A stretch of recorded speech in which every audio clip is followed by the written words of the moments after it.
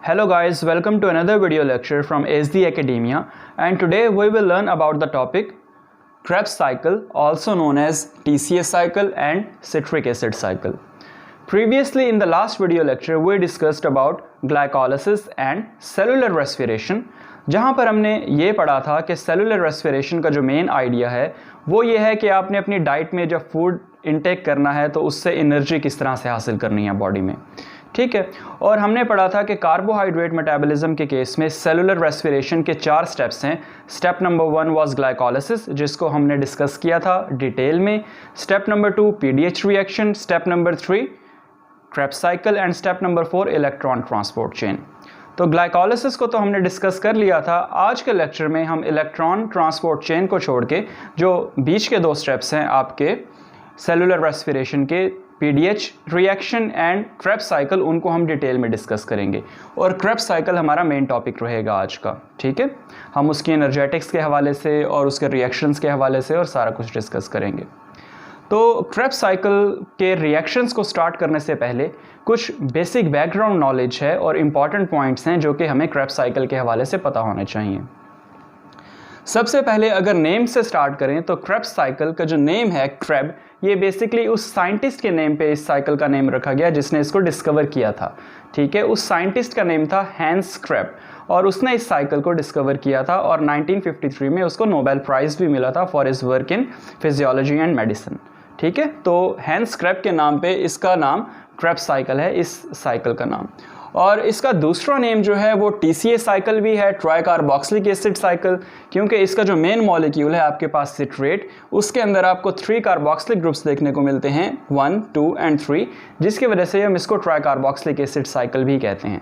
और citric acid cycle भी इसका नेम इसी वजह से है, इस सिट्रेट मॉलिक्यूल की वजह से, ठीक है। तो ये इस साइकिल के 3 नेम हैं आपके पास, क्रेब्स साइकिल, TCA साइकिल और सिट्रिक एसिड साइकिल। उसके बाद अगर हम बात करें क्रेब्स साइकिल की इम्पॉर्टेंस की, तो ये आपकी बॉडी में सबसे इम्पॉर्टेंट सेंट्रल मेटाबॉलिक पाथवे है। आपकी बॉडी जो टोटल ATPs आपकी बॉडी को मिलते हैं उसमें से 65 to 70% ATP इस क्रेब्स साइकिल की वजह से ही मिलता है।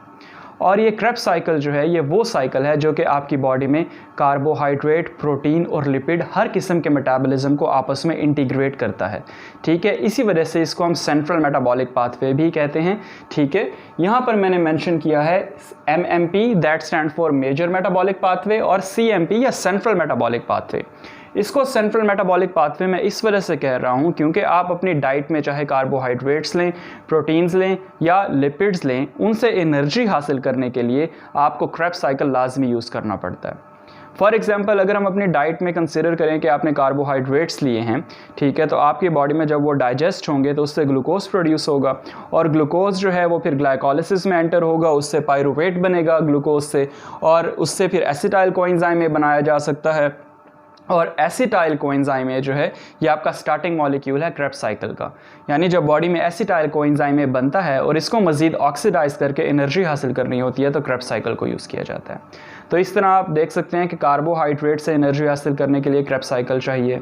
सिमिलरली अगर आप अपनी डाइट में प्रोटीन्स लेते हैं तो प्रोटीन्स भी आपकी बॉडी में डाइजेस्ट होने के बाद और कुछ मेटाबॉलिक रिएक्शंस के बाद कन्वर्ट होते हैं पायरूवेट में, और फिर वो एसिटाइल कोएंजाइम में कन्वर्ट होता है। और जब एसिटाइल कोएंजाइम आपके पास आ जाएगा तो उसको आगे मज़ीद ऑक्सीडाइज करने के लिए आपको क्रेब्स साइकिल चाहिए होगा।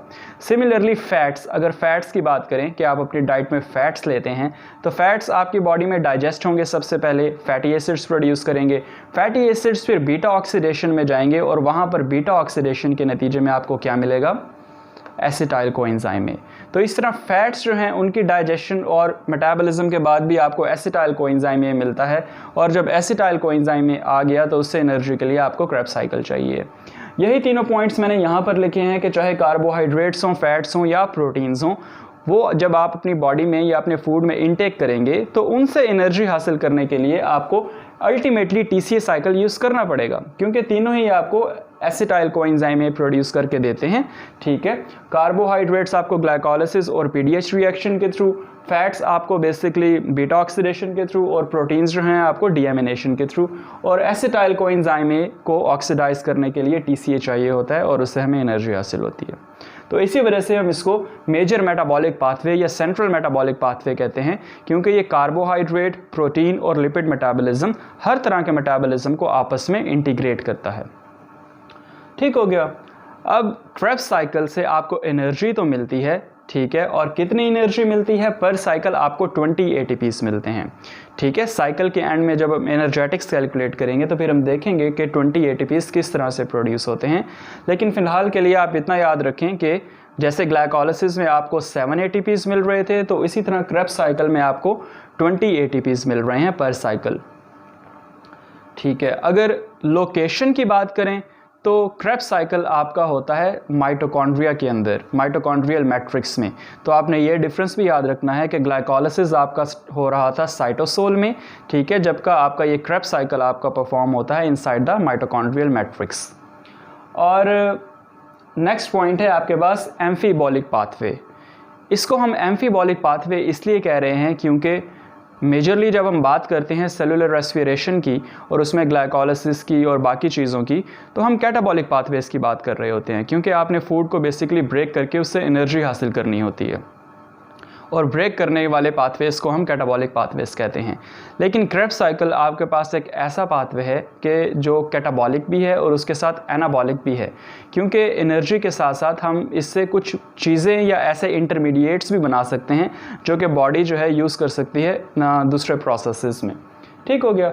फॉर एग्ज़ाम्पल अगर हम बात करें इसकी ऑक्सैलो एसीटेट और alpha ketoglutarate, this is oxalo acetate and this is alpha ketoglutarate, ये दोनों आपके पास इंटरमीडिएट्स हैं क्रेब्स साइकिल के, और इनको यूज़ करते हुए आप अमाइनो एसिड्स बना सकते हैं, ग्लूटामेट, एस्पार्टेट, ठीक है।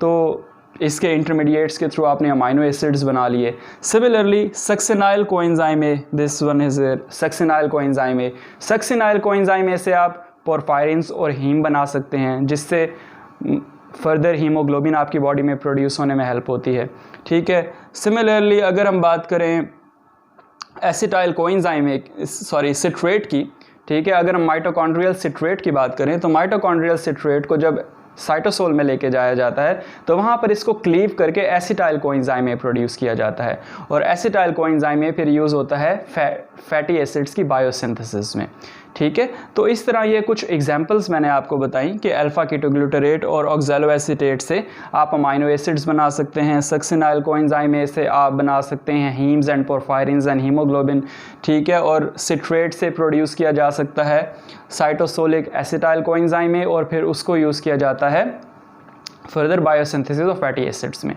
ठीक है। तो ये एक ऐसा आपके पास बायोकेमिकल पाथवे है जो कि एनर्जी के साथ साथ आपको काफ़ी इंटरमीडिएट्स भी प्रोवाइड कर रहा है जो कि बॉडी के दूसरे मेटाबॉलिक रिएक्शंस में यूज़ होते हैं, ठीक है। और लास्ट जो इसका पॉइंट है वो ये है कि इसको जो है ऑक्सीजन चाहिए होती है, अनलाइक ग्लाइकोलिसिस। ग्लाइकोलिसिस में हमने पढ़ा था कि ग्लाइकोलिसिस एरोबिक भी हो सकता है, एनारोबिक भी हो सकता है, यानी ऑक्सीजन की प्रेजेंस में भी हो सकता है और एब्सेंस में भी हो सकता है। लेकिन क्रेब्स साइकिल जो है वो स्ट्रिक्टली ऑक्सीजन की प्रेजेंस में होता है, that means it requires oxygen, ठीक है। ये आपके पास सिर्फ एरोबिक होता है, एरोबिक कंडीशंस में होता है। पाथवे में जब आप देखेंगे तो आपको कोई ऑक्सीजन की डायरेक्ट इन्वॉल्वमेंट नहीं मिलेगी, लेकिन ऑक्सीजन की रिक्वायरमेंट इसलिए होती है क्योंकि ये पाथवे चलाने के लिए जो आपको NAD और FAD चाहिए होते हैं वो रीजनरेट इलेक्ट्रॉन ट्रांसपोर्ट चेन में होते हैं, जिसके लिए ऑक्सीजन ज़रूरी है, ठीक है। तो ये आपके पास कुछ मेन पॉइंट्स थे या बैकग्राउंड नॉलेज था क्रेब्स साइकिल के हवाले से। तो अब हम स्टार्ट करते हैं क्रेब्स साइकिल के रिएक्शंस को, ठीक है। रिएक्शंस में आप देखेंगे कि मैंने जो सबस्ट्रेट्स और प्रोडक्ट्स हैं वो मैंने ग्रीन कलर में लिखे हैं, ठीक है, और सिमिलरली जो एंजाइम्स के नेम्स हैं वो मैंने ब्लू कलर में मेंशन किए हैं, ठीक है, आप लोगों को मतलब बेटर अंडरस्टैंडिंग के लिए। और इसमें जो रिएक्शंस हैं वो आपको रेड कलर के एरो से शो हो रहे हैं। तो आप लोगों ने हमेशा ये याद रखना है कि क्रेब्स साइकिल जो है वो स्टार्ट कहाँ से होता है, एसिटाइल कोएंजाइम ए से। काफ़ी सारे स्टूडेंट्स जो हैं वो अक्सर ये समझ बैठते हैं गलती से कि ये आपका क्रेब्स साइकिल पायरुवेट से स्टार्ट होता है, क्योंकि मैंने भी यहाँ पर बोर्ड पे सबसे स्टार्ट में पायरुवेट लिखा है, लेकिन ऐसा नहीं है। आपका क्रेब्स साइकिल जो है वो एसिटाइल कोएंजाइम ए से स्टार्ट होता है, तो ये आपने पॉइंट याद रखना है। तो वापस जाते हैं हम सेलुलर रेस्पिरेशन में, कि सेलुलर रेस्पिरेशन में हमने सबसे पहले ग्लूकोज को एंटर किया था ग्लाइकोलाइसिस में, और ग्लाइकोलाइसिस में ग्लूकोज के एक मॉलिक्यूल से आपको मिले थे पायरुवेट के 2 मॉलिक्यूल्स। तो ये पायरुवेट आपका कहाँ से आया है? ये बेसिकली आपका ग्लाइकोलाइसिस से प्रोड्यूस हुआ है, जब ग्लूकोज के एक मॉलिक्यूल से पायरुवेट के 2 मॉलिक्यूल्स प्रोड्यूस हुए थे। ठीक है, तो ये उसी में से एक मॉलिक्यूल है। अच्छा जी, तो नेक्स्ट आपके पास होता है PDH reaction in which pyruvate is converted into acetyl coenzyme A and the enzyme here is pyruvate dehydrogenase complex. ठीक है, आप लोग देख रहे होंगे कि पायरुवेट जो है it is a 3 carbon compound and acetyl coenzyme A is a 2 carbon compound, और इस रिएक्शन में एक कोएंजाइम A भी एंटर होता है which is basically are derivative of vitamin B12। तो इस रिएक्शन में होता क्या है? इस रिएक्शन में बेसिकली होता ये है कि 2 molecules of this pyruvate are transferred on this acetyl coenzyme A। ठीक है, ये आपको ये acetyl coenzyme A, 2 molecules of pyruvate are transferred on the coenzyme A part. ये आपके पास कोएंजाइम A पार्ट है, ये S जो है ये भी इसी का पार्ट है क्योंकि ये इसका ग्रुप होता है SH। ठीक है, तो ये कोएंजाइम A पार्ट के साथ जो आपको 2 कार्बन एटम्स देखने को मिल रहे हैं, this one and this one, ये बेसिकली कहाँ से आए हैं? ये पायरुवेट से आए हैं। ठीक है, और पायरुवेट का जो रिमेनिंग एक कार्बन एटम था that is being removed as carbon dioxide. आप देख रहे होंगे कि एक CO2 जो है यहाँ से रिमूव हो रहा है। So this step is performed by pyruvate dehydrogenase complex, जिसको आप PDH कॉम्प्लेक्स भी कहते हैं। और इसमें होता क्या है? पायरुवेट के 2 मॉलिक्यूल्स जो हैं वो शिफ्ट होते हैं कोएंजाइम A पर, और एक मॉलिक्यूल को रिमूव कर दिया जाता है एज कार्बन डाइऑक्साइड। ठीक हो गया, और इसको हम कहते हैं PDH रिएक्शन। ठीक है, या इसको हम लिंक रिएक्शन भी कहते हैं। लिंक रिएक्शन हम इसको इसलिए कहते हैं क्योंकि ये ग्लाइकोलाइसिस और TCA को आपस में लिंक करता है। ग्लाइकोलाइसिस का लास्ट मॉलिक्यूल क्या था? पायरुवेट, और TCA का पहला मॉलिक्यूल, स्टार्टिंग मॉलिक्यूल कौन सा है? Acetyl coenzyme A। तो पायरुवेट को एसिटाइल कोएंजाइम A में कन्वर्ट करता है ये pyruvate dehydrogenase complex, PDH complex. तो इसलिए हम इसको लिंक एंजाइम भी कहते हैं और इस रिएक्शन को लिंक रिएक्शन भी कहते हैं क्योंकि ये ग्लाइकोलाइसिस को TCA के साथ लिंक करता है। ठीक हो गया, ये एंजाइम PDH कॉम्प्लेक्स जो है ये काफ़ी इंपॉर्टेंट है आपकी बॉडी में। इसको हम कॉम्प्लेक्स इस वजह से कहते हैं क्योंकि बेसिकली इस एंजाइम को अपनी फंक्शनिंग के लिए 5 कोएंजाइम्स चाहिए होते हैं, जिसमें से 2 तो यहाँ पर मेंशन है, coenzyme A and NADH positive. ये मैं आपको बताना भूल गया था कि यहाँ पर एक NADH का मॉलिक्यूल भी प्रोड्यूस हो रहा है। ठीक है, तो हम बात कर रहे थे कि PDH एक कॉम्प्लेक्स है जिसको अपनी वर्किंग के लिए 5 कोएंजाइम्स चाहिए, जिसमें से एक कोएंजाइम A है, दूसरा NAD पॉजिटिव है, बाकी 3 मैंने यहाँ पर मेंशन नहीं किए, जिसमें आपके पास हो सकता है लिपोअमाइड हो सकता है, FAD हो सकता है, और TPP हो सकता है, थायमीन पायरोफॉस्फेट। ठीक है, TPP। और ये TPP जो है थायमीन पायरोफॉस्फेट, ये बेसिकली आपके पास थायमीन का एक डेरिवेटिव है विटामिन B1 का। तो ये एंजाइम की इंपॉर्टेंस इस तरह से है कि जो अल्कोहलिक्स होते हैं, जो लोग शराब वगैरह पीते हैं, ठीक है, तो उनकी बॉडी में थायमीन की डेफिशिएंसी हो जाती है, और जब थायमीन की डेफिशिएंसी होगी तो TPP थायमीन पायरोफॉस्फेट की भी डेफिशिएंसी होगी। जब थायमीन पायरोफॉस्फेट की डेफिशिएंसी होगी तो PDH कॉम्प्लेक्स काम नहीं कर सकेगा। ये काम नहीं करेगा तो ये पायरुवेट को एसिटाइल कोएंजाइम A में कन्वर्ट नहीं करेगा, जिसकी वजह से उन लोगों में ये TCA साइकिल स्टार्ट नहीं हो पाता और उनकी बॉडी में पायरुवेट जो है वो अकुमुलेट होना शुरू हो जाता है, और वो पायरुवेट फिर कन्वर्ट होना स्टार्ट हो जाता है लैक्टिक एसिड में, और फिर लैक्टिक एसिडोसिस की तरफ वो लोग जाना शुरू करते हैं। तो खैर ये एक एक्स्ट्रा पॉइंट था जो मैंने यहाँ पर आपसे डिस्कस कर लिया। तो नेक्स्ट हम जो TCA का जो फर्स्ट रिएक्शन है, मेन रिएक्शन, उसके हवाले से बात करते हैं। Acetyl coenzyme A is now produced as a result of PDH reaction and now we will start the TCA cycle. तो आप इसको इस तरह से कंसिडर करें कि आप एक बिज़नेस स्टार्ट करना चाहते हैं, ठीक है, you want to start some business, और उसके लिए आपको 6 लाख चाहिए, 6 लाख रुपए, लेकिन आपके पास कितने हैं? सिर्फ 2 लाख रुपए। That is this acetyl coenzyme A, इसके अंदर 2 कार्बन एटम्स हैं, इसलिए मैं इसको 2 लाख रुपए कंसिडर कर रहा हूँ एज एन एग्जांपल। तो बाकी के 4 लाख रुपए आप कहाँ से लेंगे? आप किसी बैंक के पास जाएंगे या किसी दोस्त के पास जाएंगे, ठीक है, लोन लेने के लिए। तो जो आपका दोस्त है इस केस में वो है oxaloacetate, which is a 4 carbon molecule. आप देख सकते हैं कि इसमें 1 2 3 4 कार्बन एटम्स हैं, ठीक है, तो this is the first step of TCA cycle where a two carbon compound acetyl coenzyme A condenses with a 4 carbon compound oxaloacetate, तो resultantly citrate produce होता है। और उसमें कितने कार्बन एटम्स होने चाहिए? 6 कार्बन एटम्स। चूँकि यहाँ पर 2 थे और यहाँ पर 4 थे, तो सिट्रेट में आपके पास 6 कार्बन एटम्स होते हैं। And the enzyme here is citrate synthase और सिट्रेट सिंथेटेज। ठीक है, इसके नाम से ही शो हो रहा है सिट्रेट सिंथेटेज, सिट्रेट को बनाने वाला एंजाइम। तो इसका नेम में ही इसका जो फंक्शन है वो शो हो रहा है। ये एक सेल्फ एक्सप्लेनेटरी एंजाइम है जो कि अपने नेम से ही अपना फंक्शन जो है बता रहा है। आपने यहाँ पर गौर किया होगा कि मैंने यहाँ पर स्टार लगाया है इस एंजाइम के साथ। उसकी रीज़न ये है कि इस पाथवे में काफ़ी सारे एंजाइम्स हैं और उसमें से 3 एंजाइम्स ऐसे हैं जो कि रेगुलेटरी एंजाइम्स हैं। ठीक है, तो उन रेगुलेटरी एंजाइम्स के साथ मैंने स्टार मेंशन कर दिया। तो नेक्स्ट स्टेप में क्या होता है? नेक्स्ट स्टेप में बेसिकली आपका सिट्रेट कन्वर्ट होता है आइसोसिट्रेट में। ठीक है, it is basically a single reaction जिसको मैंने 2 रिएक्शंस में आपको शो किया है, क्योंकि बीच में एक इंटरमीडिएट भी प्रोड्यूस होता है सिस अकोनिटेट। ठीक है, और ये दोनों रिएक्शंस, या इसको अगर आप सिंगल रिएक्शन भी कंसिडर करें तो यहाँ पर एंजाइम अकोनिटेज ही होता है which is an iron containing enzyme. तो अगर आप चाहें तो आप इसको डायरेक्ट भी लिख सकते हैं दैट सेकंड स्टेप में सिट्रेट कन्वर्ट होता है आपका आइसोसिट्रेट में। ठीक है, आइसोसिट्रेट भी आपका बेसिकली एक आइसोमर फॉर्म है सिट्रेट की, और यहाँ पर अकोनिटेज एंजाइम है।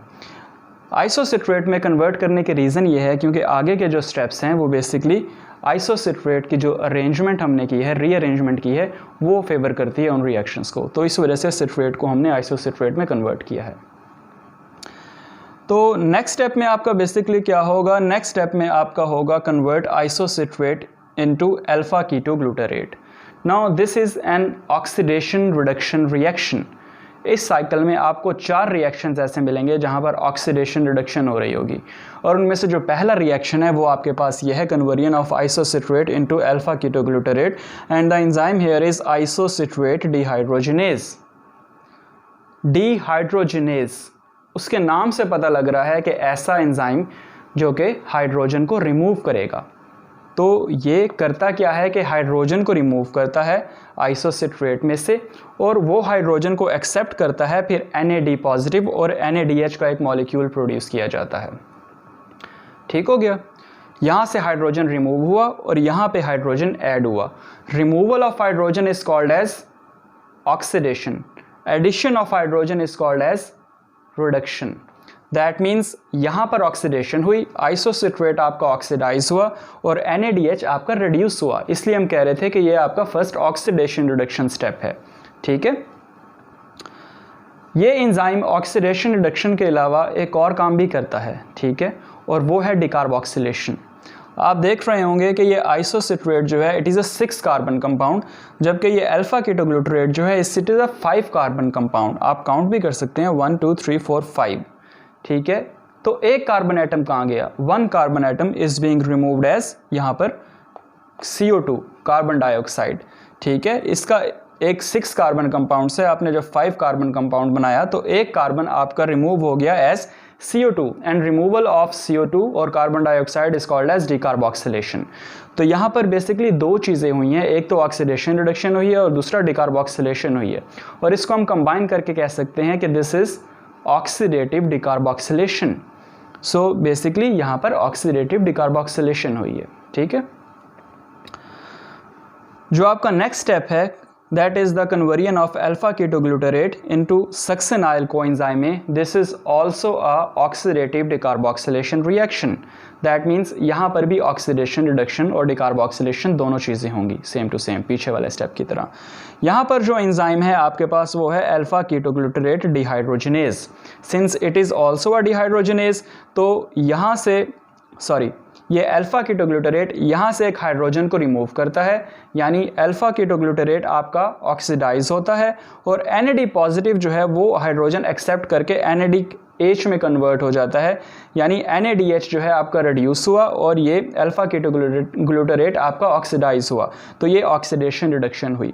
और आपने गौर किया होगा कि ये 5 कार्बन कंपाउंड कन्वर्ट हो रहा है एक 4 कार्बन कंपाउंड में। दैट मीन्स एक कार्बन कम हो रहा है और उसको रिमूव किया जा रहा है एज CO2। ठीक है, तो यहाँ पर भी डिकार्बोक्सिलेशन हो रही है। जैसे यहाँ पर ऑक्सीडेटिव डिकार्बोक्सिलेशन हुई थी, वैसे यहाँ पर भी ऑक्सीडेटिव डिकार्बोक्सिलेशन हो रही है। बस इस स्टेप में एक आपको कोएंजाइम ए भी एंटर होता नज़र आ रहा है, इसी वजह से इसका नाम सक्सिनाइल कोएंजाइम ए है।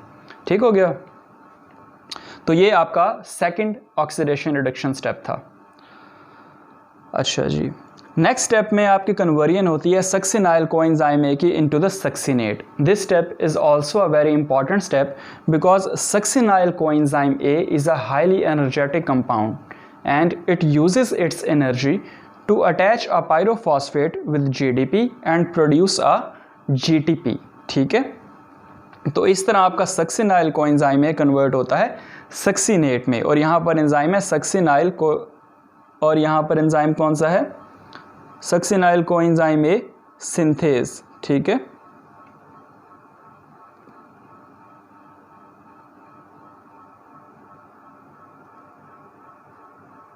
हाँ जी, सक्सिनाइल कोएंजाइम ए सिंथेज। तो यहाँ पर आप नोटिस कर रहे होंगे कि कार्बन एटम्स जो हैं वो सेम हैं। ठीक है, यहाँ भी 4 कार्बन एटम्स हैं और यहाँ भी 4 कार्बन एटम्स हैं।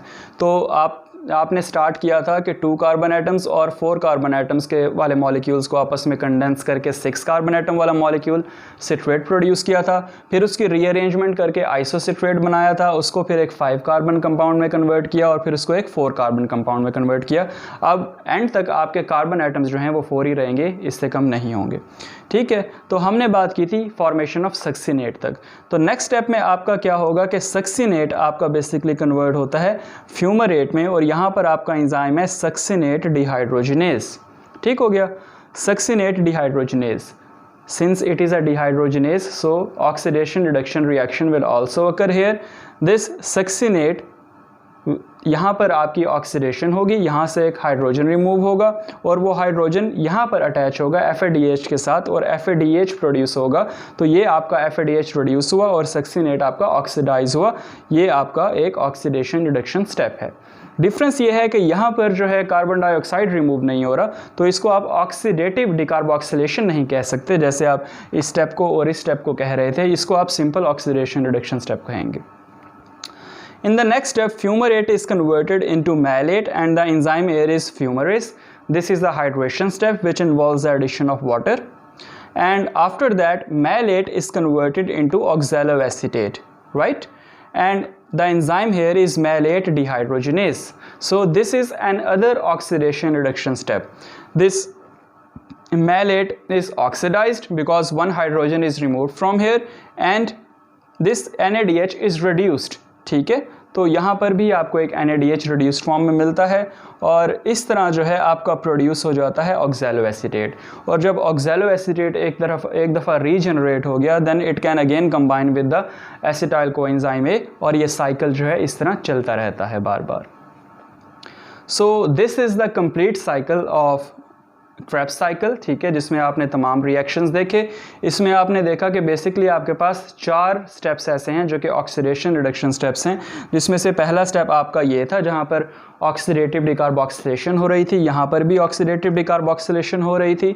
ठीक है, और फिर ये 2 स्टेप्स आपके ऐसे हैं जहाँ पर सिंपल ऑक्सीडेशन रिडक्शन हो रही है, डिकार्बोक्सिलेशन उनके साथ नहीं हो रही। तो इस तरह आप जो है एसिटाइल कोएंजाइम ए के मॉलिक्यूल को ऑक्सीडाइज करते हैं। और इस पूरे साइकिल के नतीजे में आपको प्रोड्यूस क्या हुआ है, आपने स्टार्ट किया था 2 कार्बन कंपाउंड एसिटाइल कोएंजाइम ए से। ठीक है, और उसको आपने कम्प्लीटली ऑक्सीडाइज किया या कन्वर्ट किया 2 CO2 में। ठीक है, यानी आपको एक CO2 आपका ये है और एक CO2 आपका ये है। तो आपने एसिटाइल कोएंजाइम ए के एक मॉलिक्यूल को ऑक्सीडाइज किया 2 कार्बन डाइऑक्साइड्स में। और उसके बाद अगर एनर्जी की बात करें कि एनर्जी यहाँ पर आपको कितनी प्रोड्यूस हुई है, तो आप देख सकते हैं कि यहाँ पर आपको NADH के 3 मॉलिक्यूल्स मिले हैं। 1 molecule, 1 NADH molecule, second NADH molecule and third NADH molecule. ठीक है, यानी 3 NADH प्रोड्यूस हुए हैं और एक FADH प्रोड्यूस हुआ है, उसके अलावा एक GTP प्रोड्यूस हुआ है। यानी डायरेक्ट ATP यहाँ पर प्रोड्यूस नहीं हुआ, लेकिन आपको रिड्यूसिंग एनर्जीज देखने को मिल रही हैं जो कि आगे ATP में कन्वर्ट हो सकती हैं इलेक्ट्रॉन ट्रांसपोर्ट चेन में एंटर होके। तो जब हम एनर्जी कैलकुलेशन करें तो आपके 3 आपके पास हैं NADH, 3 NADH. 1 NADH when entered into the electron transport chain can produce 2.5 ATPs. एक NADH आपको ATPs देता है 2.5. तो आपको 3 NADH कितनी ATPs देंगे? 2.5 प्लस 2.5 प्लस 2.5 7.5. ठीक है, 3 NADH 7.5 एनर्जी देंगे. सिमिलरली एक FADH आपका प्रोड्यूस हुआ है और एक FADH आपको एनर्जी देता है इलेक्ट्रॉन ट्रांसपोर्ट चेन में जाके 1.5. तो ये 7.5 और 1.5 कितने हो गए? 9. और ये आपका एक प्रोड्यूस हुआ है GTP.